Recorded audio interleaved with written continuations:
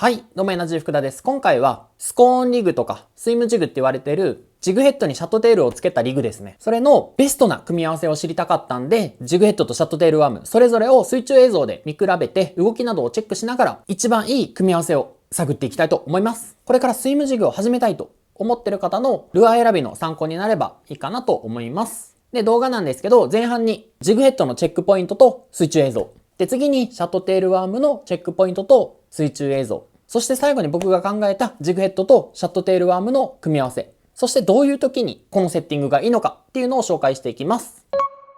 はい。まずスコーンジグで使うジグヘッドなんですけど、結構冬に使われることが多いと思うんで、巻きスピードが大事かなと思います。で、ゆっくり巻くことができると、その分バスにじっくり見せることができるんで、寒くてゆっくりしたバスにもしっかり口を使わせることができるし、シャローも引くことができる。逆に早巻きになるとリアクションで口を使わせたり、中層だったりディープが得意になってきます。で、次に得意な層ですね。表層が得意なのか中層が得意なのか、ボトムかっていう感じですね。で、今回の検証では、ジグヘッドが4分の1オンスを約4分の1オンスでやったんで、それより重くすることで深い層を狙えるし、軽くすることで表層を狙うことができるんで、そのあたりはよく行く釣り場で調整してください。そして3つ目がトレーラーワームへの影響力です。トレーラーワームの動きを活かすのか殺すのかっていうところですね。そのあたりを含めて水中映像でチェックしていきましょう。で、この時、シャットテールワームは全てスイングインパクトファットの 8.5 インチを使ってます。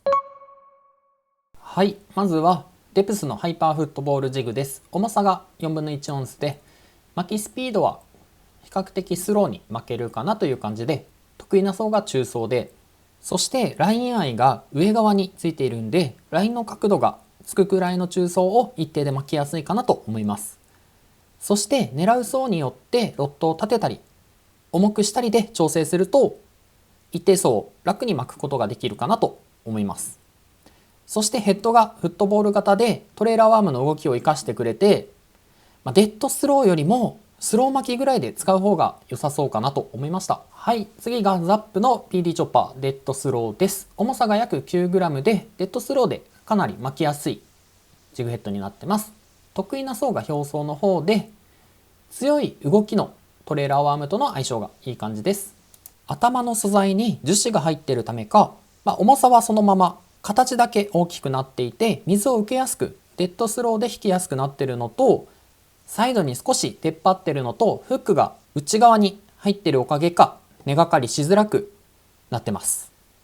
で、ロール系のワームとの相性はあまり良くない感じで、畑さんが作られたんでアンモナイトシャットとの相性が抜群にいいという感じですね。なのでおそらくスイングインパクトとかも相性が良さそうでした。はい、次が DRT のシャトルの旧タイプですね。重さが3分の1オンスで約 10g、巻きスピードはデッドスロー、得意な層は表層かなという感じです。ロール系ワームとの相性がちょっと三角になってます。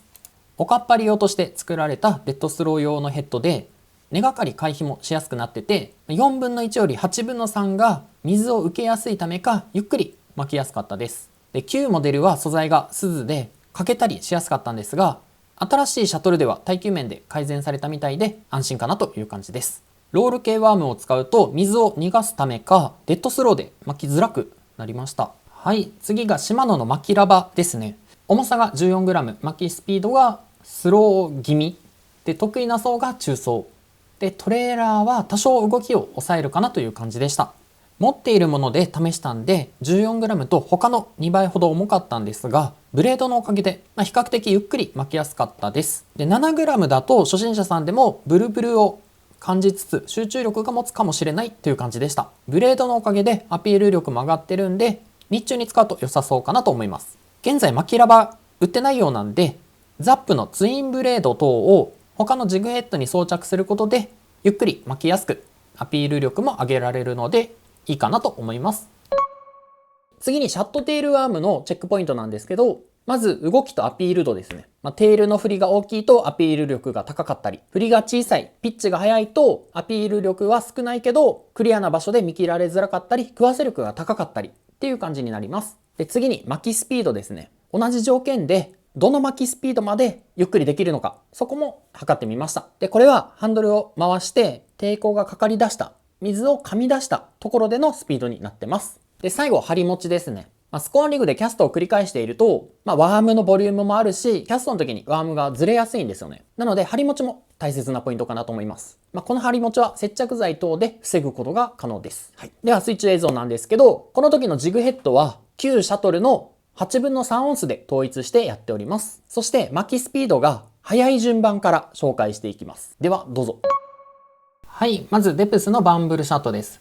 動きなんですけど、テールのみと全体でウォブルするんですが、これは巻きスピードで変化します。で、巻きスピードはゆっくりから早巻きまで対応してくれます。張り持ちは三角です。で、ゆっくり巻きではテールのみを今みたいに小刻みに動かし、早巻きするとボディ全体でくねくねと泳ぐようになります。で、巻きスピードとジグヘッド形状によってこの動きが出づらくなるんで、ジグヘッド選びは大事かなと思います。デッドスローではちょっと動かなくなるんで、ゆっくり巻き以上で使うことになりそうです。で、くねくね動かすとアピール力と食わせ力両方が高まると思うんで、どっちかというと中層狙いに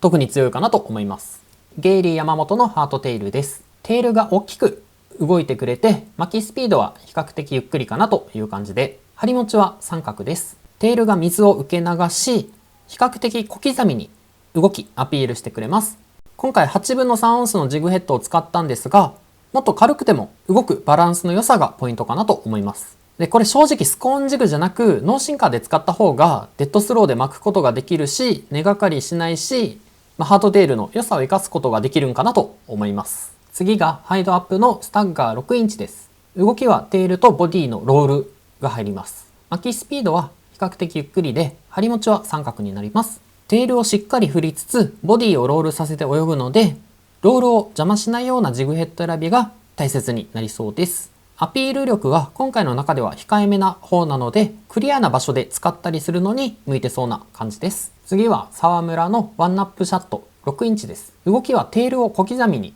動かし、巻きスピードはゆっくりになります。張り持ちは×です。テールを小刻みに動かし、そのままボディ全体がウォブルしやすくなってます。プルプルとした素材で塩が少なめだからか、ボリュームがあるのにゆっくり巻きやすかったです。アピール力はそこまで高くないんですが、食わせ力が高そうな感じです。ケイティックのスイングインパクトファット 8.5 インチです。テールの動きが大きくヘッドまで動かす力強さがあります。巻きスピードはデッドスローで、張り持ちは丸です。テールがしっかりと水を噛み、試した中では一番アピール力が高く、ヘッドまで揺らすんで、濁った時や暗い時に使うと良さそうです。ジグヘッドを軽くすればさらにゆっくり巻くこともできそうで、張り持ちがよく購入しやすいのが嬉しいポイントかなと思います。ハイドアップのスタッガー 6.7 インチノンソルトです。動きはテールとボディのロールが入ります。巻きスピードは超デッドスローです。張り持ちは×です。ノンソルトで作られてるんで、今回試した中で一番デッドスローで巻くことができました。テールがテロンテロンと大きく動き、その動きにつられて頭まで揺らすんで、ジグヘッド選びが大切になるかなと思います。クリア系カラーが多いので、ナチュラルに誘いたい時やシルエットを大きく見せたい時に良さそうな感じです。張り持ちが悪いので、トレーラーキーパーはつけた方がいいと思います。